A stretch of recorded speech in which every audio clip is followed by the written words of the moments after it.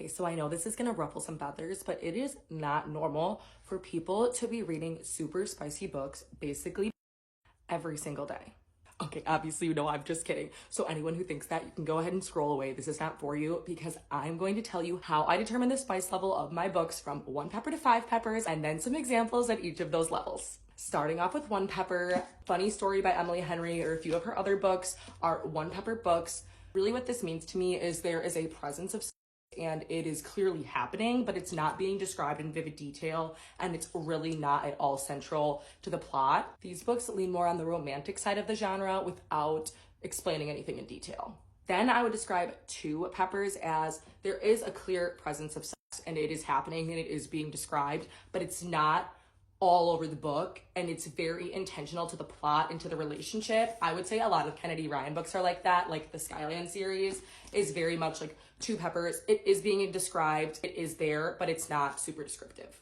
Next, we have our 3 pepper level, and this is where it kind of cranks up a notch. This is things like Flawless, the Chestnut Spring series by Elsie Silver, or Forget Me Not by Julie Soto. This is like is clear and present. It is happening. It is being described in detail. I think usually when there's like kind of like dirty talk happening is when I think it kind of like ratchets up into the 3 pepper level. Next is 4 peppers, and again, it's definitely turning up a notch here. A lot of Megan Quinn books, in my opinion, can fall under the 4 pepper level, and this is because it is central and integral to the plot. It is happening a lot. It is in detail. There are maybe some like kinky, untraditional things happening. And again, like it is described in detail. Like there's nothing left to the imagination in a 4 pepper book. I think some Why Choose books fall within 4 peppers. And then last but not least, we have 5 peppers. This is definitely the level that I have barely read, but I think most Why Choose books fall into this category. That is where there is one, usually FMC with a couple different partners.